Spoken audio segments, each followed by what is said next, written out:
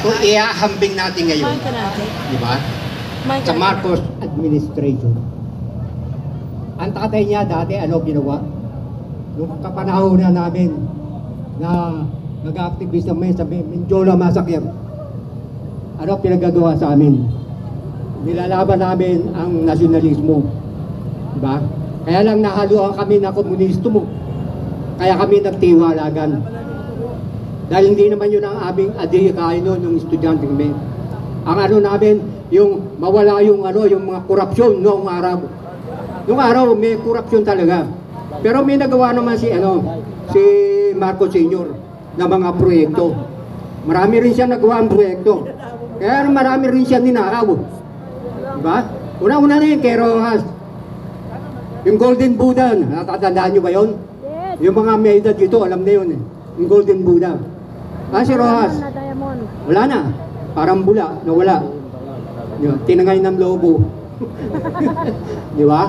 Ngayon, ang bunga, mukhang nalagyan ng masyadong maraming pataba. Di ba? Mas masahal pa sa tatay niya. Di ba? Wala nang nagawa. Puro katarantaduhan pa ginawa. Di ba? Ano ang inilagay niya? Di ba? Ano ang mga pinangako niya nung araw? Di ba? Una-una yung 20 pesos na bigas. Di ba? Hindi nangyari. Sir, yung kung ano ang puno. Naging 50, naging 60. Yung palang 20 pesos ng bigas, ano pala yung 1/4 lang. Di ba? Tapos sumunod, sabi niya, bumagyo, nagdatingan yung mga bagyo. Dito sa atin. Bago bumagyo, ano sabi niya sa una niya? Tapos na ang 5,500 na flood control project. Nilibot ko buong Metro Manila, hinahanap ko yung kung saan yung flood control project. Wala akong makita eh. Ang nakita ko puro basura eh. Pati na yung yung Pasig River dati, ang ganda-ganda niyan eh. Di ba nung panahon ni Duterte, ang ganda-ganda niyan hanggang doon sa may hanggang sa may Smoky Mountain. Di ba? Luminis yan. Di ba? Kaya nga nagkaroon ng Dolomite eh. Di ba? Ano nangyari? Yung siya na ang umupo. Nakalimutan niya. Di ba? Tayo maasa na baka maraming ginagawa dahil kasi merong West Philippine Sea. Di ba? Na natatakot siya na baka lusubin tayo dito na incheck.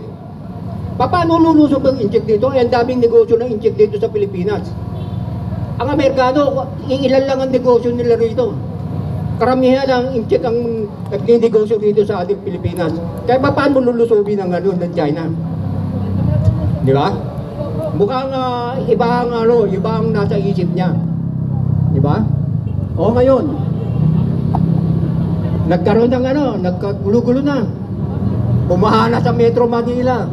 Nagkakagulo na tao. Nasaan na yung 5,500 na flood control project?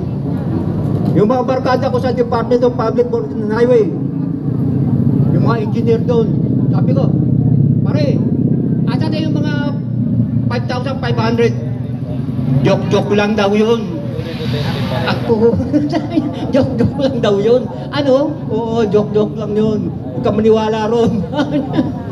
Sabi ko, kaya nga, hinanap ko na nga yung hanggang sa Tanay, nakarating na nga ako, hanggang doon sa Wawa Dam. Sabi ko pinuntahan ko, baka meron pa ron siyang binuba. Nagpunta ako doon, sabi yung bago, sabi Tanay, na ginagawang dam. Wala rin. Nagpunta ako dito sa may parting Marikina. Ganon din. Sira-sira na nga yun nasa Marikina. Tignan nyo. Di ba? Kaya sabi ko, ayan, isa pa yan. Tapos biglang umalingasa ako. Yung ginto. Nasaan na? Nasaan na yung 25 tonelada? Ang dami nun. Hindi kasya doon sa bangko. 25,000 capacity ng isang SUV. 2 tonelada eh, halos magiba na yung ano eh, yung gulong eh. Di ba? Alam nyo ba kung sino bang tumirada nun? Si Recto. Yung nagbigay sa atin ng 12% added value tax. Na kahit na pulubi kumain, nagbabayad ng tax na 12%. Di ba? Sasabihin niya, tapos ang kanila yung kung ano-ano yung mga akap-akap na sinasabi nila.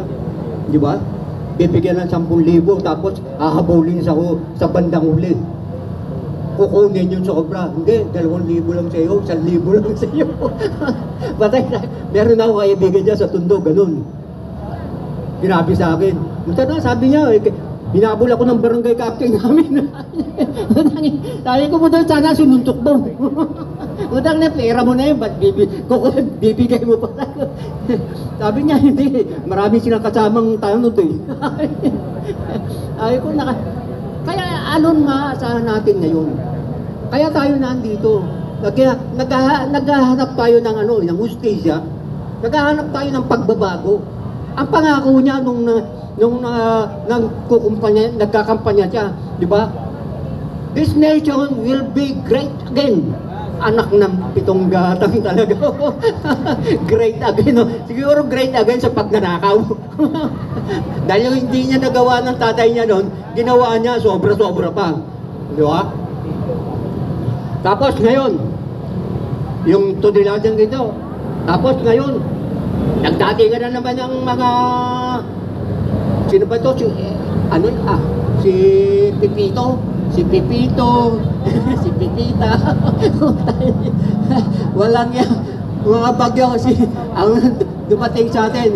Tapos sinasabi na, ano ngayon, Mr. President, ano ngayon masasabi mo? Wala nang pondo, ubus na. Anak ng Tede, no? Ubus na lahat ang pondo. Abusan ng pondo, wala naman. Si Bibi Sara nagbibigay ng pondo eh. Nag-aayuda pag bumagyo, nandyan na nandyan na yung mga truck ni Bibi Sara, sila na lang bibigay ng eh. Oh.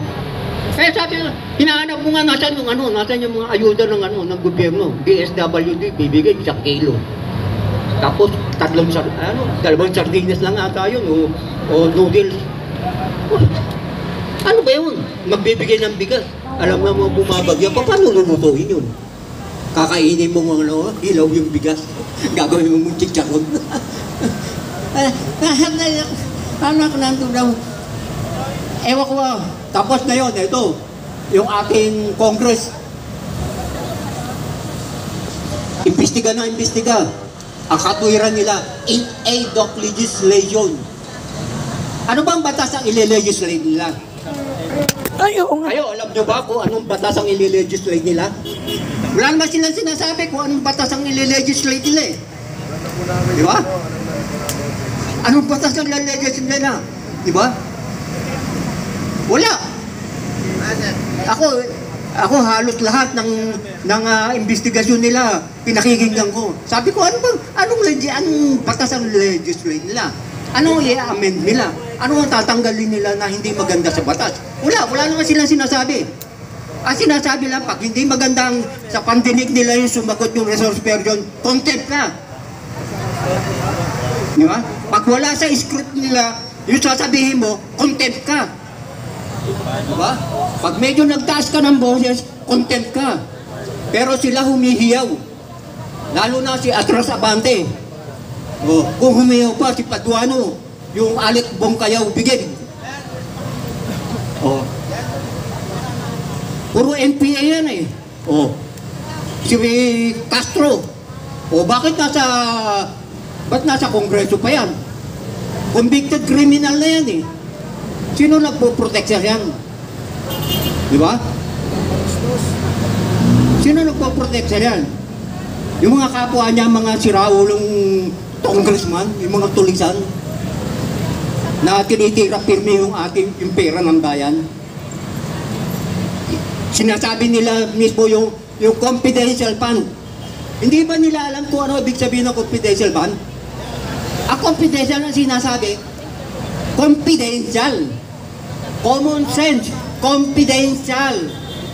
Hindi mo pwedeng i-announce in public dahil yun confidential. Diba? Siguro hindi nila naiintindihan kung ano yung confidential.